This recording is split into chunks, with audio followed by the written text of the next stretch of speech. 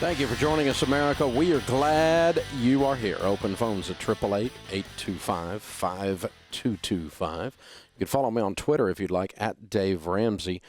Dave, what are some of the challenges of living without a credit score? You know, the challenges of living without a credit score are very low unless you're trying to buy things that you don't have the money to buy. If you don't have any money, living without a credit score is a lot tougher, in other words. So I haven't had a credit score in years because I haven't borrowed money in years. I mean, like decades. I don't own a credit card. I have just a couple of pieces of plastic in my front pocket. I have a debit card on my business, a debit card on my personal account, my driver's license, and my handgun carry permit. Those are the only plastic I carry. And then I carry some cash. I travel a lot. We travel abroad. We do a lot of work-related travel. We rent cars. We check into hotels. We do all of that with a debit card. I buy things online with a debit card. I have almost no trouble with a debit card any more than you would have with a credit card. I have to use good sense, just like you do with a credit card, in terms of don't interface with websites that aren't secure and so on. You want to use good sense. But I can do everything in my life that you can do except go into debt. And I probably could actually go into debt even though I don't have a credit score because of my net worth and income. But, I mean, I'm pretty bankable, would you guess? But I don't have any desire to do that. You know, where you run into problems out of the gate with a credit score is really three areas when you're broke and just getting started. One is to rent some places they want to see a credit score. Lots of landlords rent to you without a credit score. I'm a landlord. I don't require a credit score to rent from us. I do require some, references, and I want to see some evidence that you have paid bills and can pay bills, but it doesn't require a credit score to rent from us. And there's lots of landlords that will rent to you if you have no debt and you're just out of school and you got the new job, and there's a reason you don't have a credit score is because you haven't gone out there and borrowed a bunch of money, which actually means you can freaking pay your bills, and so you're actually a good renter. The second area is to buy a home with a mortgage without a credit score. It's difficult, but it can be done. You can call our people we've advertised and been our sponsor for 20 years, Churchill Mortgage, and they can get you a mortgage without a credit score. Now, you have to have everything else in line. You have to have a good, solid down payment. You have to have a good, steady time on the job. You have to be not buying too much house as a ratio of your income, your payment, and those kinds of things. It's kind of an old-fashioned idea we used to do when I first got in the real estate business 30 years ago. Mortgage companies actually used to underwrite the loan, meaning they would verify your deposit, they'd verify your employment, they would verify how long you paid your landlord earlier on time, and there was no such thing as a credit score. They just actually looked at the human being and said this track record of this human being makes common sense as a lending process, and that's called manual underwriting today, and it can be done. The third biggest complaint I get for people that don't have a credit score is renting a cell phone as a brand new adult. And you've never had a cell phone, and you walk in and you want to rent a cell phone and you're 19 years old or something, or you want to buy a cell phone and sign up for a service. They're going to require a large deposit that you get back in a year, and they're going to give you all kinds of hassle because they're not used to doing it, and they're a pain in the butt.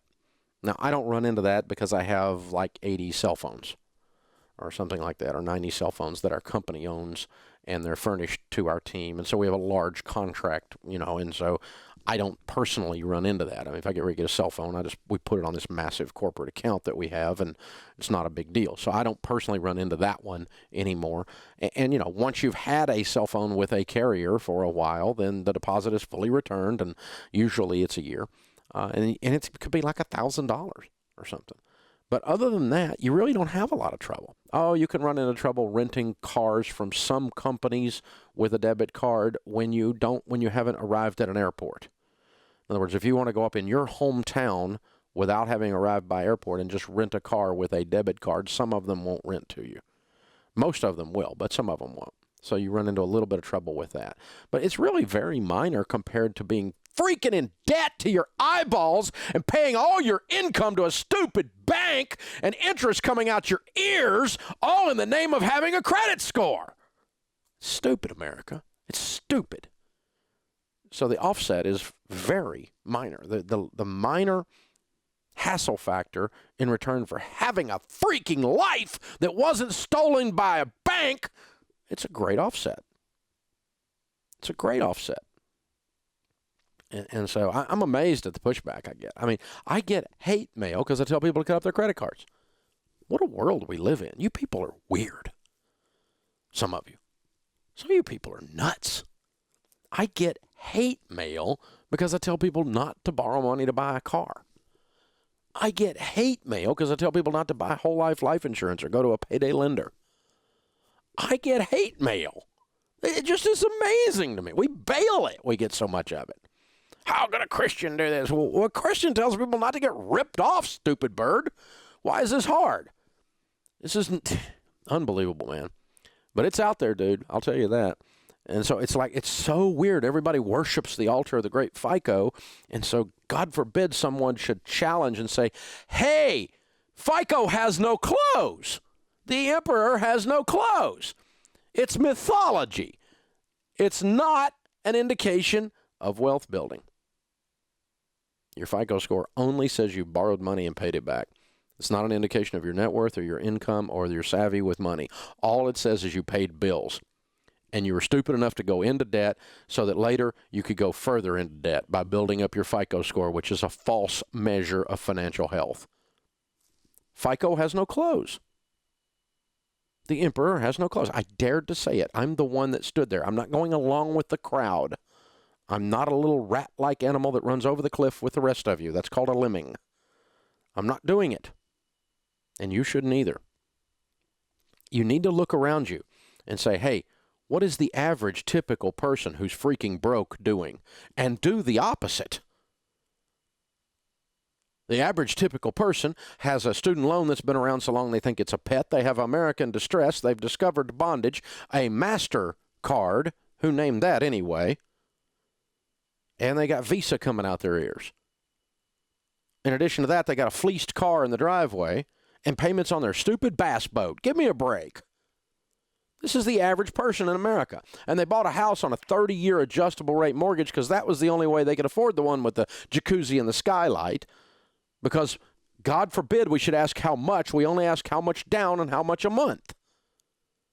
So that's normal in America. 70% of Americans are living paycheck to paycheck. Normal in America is the number one cause of divorce in North America is money fights and money problems. Normal in America is I retire and I say, I hope the government, which is well known for its ability to handle money, will take care of me.